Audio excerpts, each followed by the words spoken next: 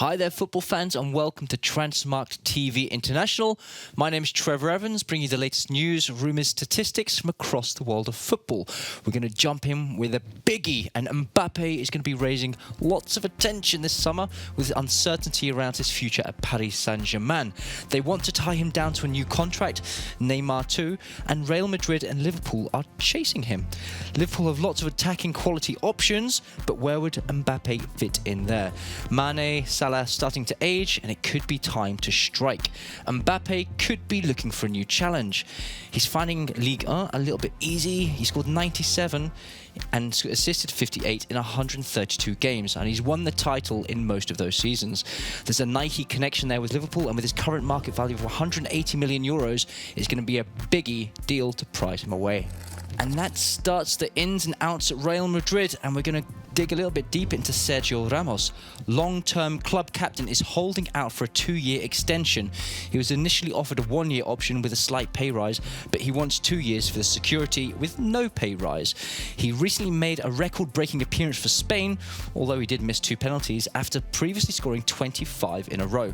As a defender, he scored 100 and assisted 40 in 660 games for Madrid, and he's showing no signs of slowing down either, so a 2-year contract option might be better suited for both parties. A man who could be leaving the Bernabeu is Isco. He was signed from Malaga for 30 million euros in 2013, and he's really struggled to cement his place in the first team, especially in the last couple of years. So he might be on his way to Everton or Tottenham in a 20 million euro deal. Watch this space. There are rumours going around, but slightly less likely to happen, is Raphael Varane, the 27-year-old French international World Cup winner and 4 times Champions League winner with Real Madrid, is being targeted by Manchester United 10 years after they nearly signed him ahead of Real Madrid from Lens. Zidane swooped in for a 10 million euro deal back in 2011, and he's gone on to make 329 appearances for Madrid.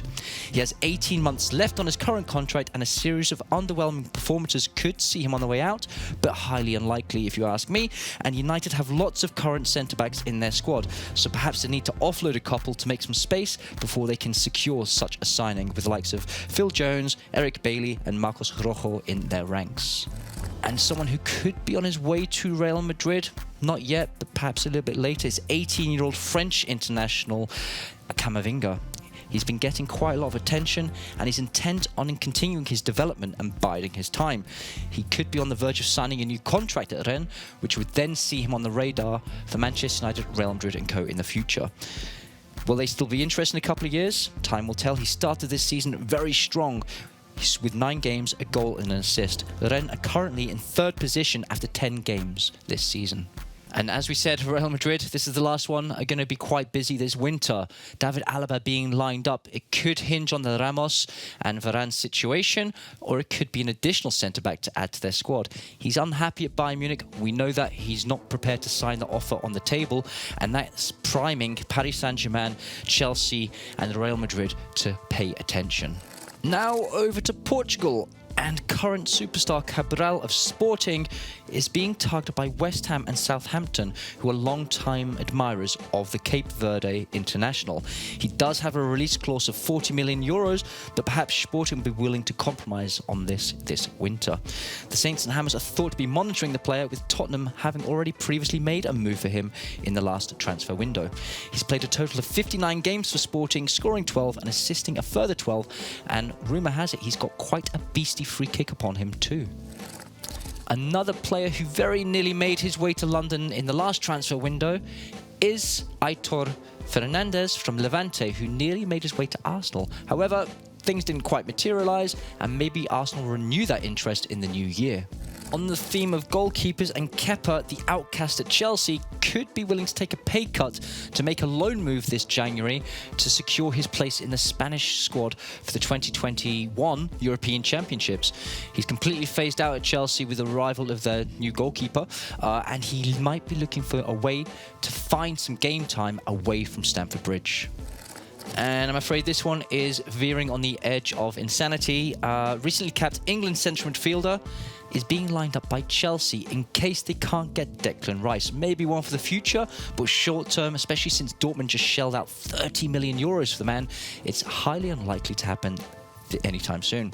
So he's going to cost a lot, but also it shows a lack of planning from Chelsea for their long-term transfer strategy. I think meanwhile, they will look for a young gem in their own ranks to fill that hole after the recent success of Mason Mount, Reece James and Tammy Abraham.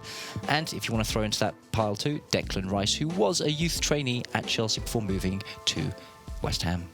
And news coming out of the Etihad is that Guardiola has calmed some nerves and signed a 2-year extension to his current deal. It was due to run out this summer, but they will be happy to see that they've got their man until 2023. He has a huge win ratio of 73% over his 245 games in charge. He says the job is not done and he wants to rebuild a new title-winning squad. And it cements his commitment as it becomes the longest time he's remained manager at one club for the course of his managerial career. With this, it'll be 5 years plus 2 more due to come. He will also become the second longest serving manager for Manchester City post-war era. Does it pave the way for Messi to join him in January? That remains to be seen. And news coming out of the South Coast is that former Barcelona youth and Chelsea man Oriol Romeu has extended his stay at Southampton until 2023. He originally joined in 2015 in a €7 million deal, and the 29-year-old has signed an extra 2 years, which will see him stay there for 8 years in total. He's been instrumental in central midfield for the Saints this season, who currently sit 4th in the Premier League, and he's played all 8 games. Now, as we all know, the world of football has been hit hard by coronavirus and the fans being kept out of the stadiums, and we may see more deals like this in the near future, but Serie A are leading the way as all clubs have agreed on a deal to activate €1.7 billion in much-needed capital in exchange for 10% of the holding company with the global broadcasting rights. So, we're waiting for the final deal to be signed off, and it could see a bumper transfer window this January for the Serie A. Who's going to be coming and going in Serie A? Let us know below who you think will be joining. And not good news coming out of Spain is that corruption charges are being filed against Valencia owner Peter Lim and super agent Jorge Mendes. Lim is actually currently trying to sell the club due to a strained relationship with the fans, and this is going to do nothing to work towards that. So, the case is that transfer fees were inflated to line their own pockets, basically, and Transfermarkt played a role in the case, with our market values being used to measure against the fees paid at the time and the precedent for similar players and previous and future transfers of those players. We just hope that a fair outcome for the fans is observed and that no wrongdoing took place. With the transfer window just over 1 month away, we're looking for some indicators as to where most of the action will be taking place. So we've put together a statistic of the most transfer fees spent per manager. Could be a good place to start. We're going to start in 5th position. Unai Emery has spent a whopping €645 million during his tenures at clubs such as Paris Saint-Germain, Arsenal, Sevilla. Up next, Diego Simeone. One clubman, Atletico Madrid, he spent €650 million during his time there on 24 players. Antonio Conte, 3rd position, Chelsea and Inter Milan, signed 28 players for a total cost of €677 million. And in 2nd position, not much to show for the money of late, but he signed 20 players for €775 million. And Pep Guardiola, top of the list, just signed a new deal. He'll be getting the financial backing of the board, I am sure, and he's already spent €924 million. I am willing to put my house on that will exceed $1 billion in defenders alone by the end of January 2021. That's all we've got for you this week, guys, but as I said, transfer window is just over 1 month away. Let us know who you think your club would be signing in the comments below. Like, share, tell your friends. Let us know what you think, and we look forward to hearing from you soon. So, until next time, take it easy, guys. Bye!